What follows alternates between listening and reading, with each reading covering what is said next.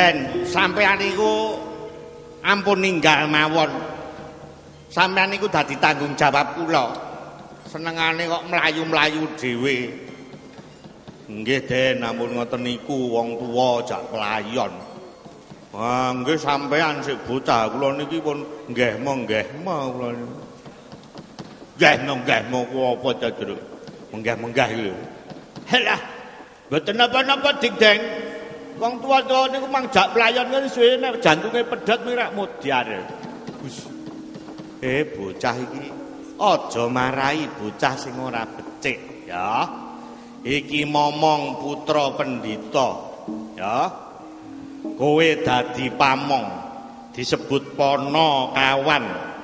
Pono cetha kawan kanca dadi kanca sing bisa nyethrakake marang klerune ndarane. Aja pisan-pisan kowe blegong muni sing elek. Sebab sebab yen tono bocah dimong sing momong muni elek iki padha wae karo marahi bocahe sing dimong, ngono. Najan kowe ora rumangsa marahi misuh, ning yen kowe jermisah misuh dirungu karo bocahe suwe-suwe, bocahe kuwi ya pinter misuh. Ngerti? Aku apa misuh? Wong aku mung muni elek. Ya padha ae. Apa dole? Kuwi diaturi pirsa Ndara Sakri kuwi. Nek lagi dolan kuwi diawat-awati wong telu iki. Aja terus nggugu karepe dhewe. Ya mengko tak kandhanane. Mboten Ndara Sakri sampeyan niku mlayu-mlayune ajeng teng pundi to piye? Mboten pamit kalih kula. Lah nek nganti enten napa-napa niku tanggung jawab kula. Mboten. Ampun dikira lho. Kula niku mboten ngawasi sampean. Sak paripola sampean niku kula awati. Ampun sembrono. Lah nggih ampun semborot sampean. Nyepelekipun kalih para pamonge. Mengko dhisik aku sing ngomong. Mbegegek sadulita mel. Ndara Bagus Bambang Sakri. Sampean iki wau keburu mlayu-mlayu niku. Ajeng teng pundi sampean Ndara? Oh, Semer. Nggih. Oleh kudulan iki mau wis nganti kliwat wanci tengange. Monggo aku diwanti-wanti dening Rama Penemban. Yen dolan ora pareng nganti kliwat wanci tengange. Sadurunge tengange aku wis kudu mulih. Lan wis wancine maem. Aku ora kena telat yen maem didukani Rama Penemban. Lah nggih. Lah sampean niku wau kok nggih bablas ngantek lingsir niki pripun? Sing marahi ya kuwi wong elek-elek kuwi lho Semar. Gareng Petruk Bagong niku wau sing marahi dolan terus. Kowe dadi pamong kuwi dipercaya ya karo bendaramu. Mula kowe kudu dipinisilin ngono nggih. Piye mo? Dipinisilin. Ora cetha ngomong temar. Disipilin. Alah. Disiplin. Ayo kuwi mau tole, mula yen kowe ora disiplin, marahi bendaramu ki ora becik, kuwi padha karo membentuk karaktere ndaramu ngono. Mula Penemban kuwi wah ketate ora jamak. Yen wancine putrane dolan ya dikeparengi dolan, yen wancine mulih kudu mulih. Yen wancine dahar ya kudu dahar. Kuwi suwijining pendidikan kang becik wiwit cilik kudu diajar disiplin ngono.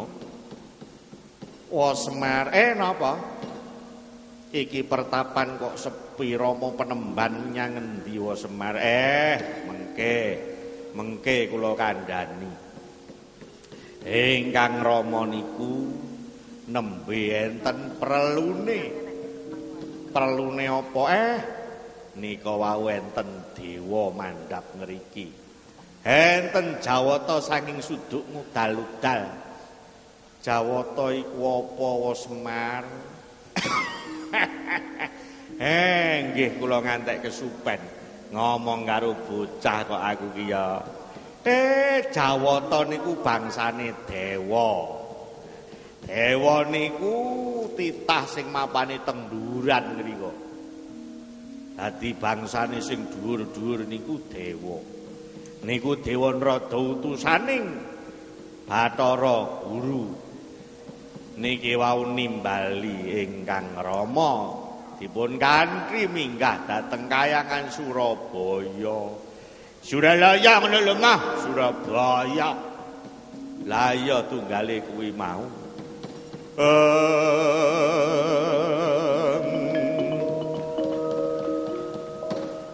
Semar kok aku ora dikanthi iki piye Semar? Niki wau ngeten. Rening niku wau kesusu tindake Kang Rama sampean dititipke kula. Mula kula mboten nderekke Kang Rama supados sampean teng dalem mawon kalih kula. Moh wae aku kepengin melu marang Kanjeng Rama Penemban. Ampun. Ampun tumut pun. Tole. Piye mo? Iki direwangi. Ngelipur bendaramu iki men lali. Pun sakniki ngeten mawon. Mengke kula terke ngrika ning sakniki ngasosik dahar-dahar yen. Ngeten to? Tole age slimurna gorengke sulur kambang tole. Apa? Gorengke sulur kambang. Sulur kambang ki apa to, Truk? Uler kambang nek cara Solo iki, nek cara wetani sulur kambang. Pun lenggah ngriki mawon, mengke kula pendhetke daharane tole gage munia tole gaweke sulur kambang slendro menyura. Oh. Wah, iki. Cawisane sak cething. Jangane loncom. Ayo, tole.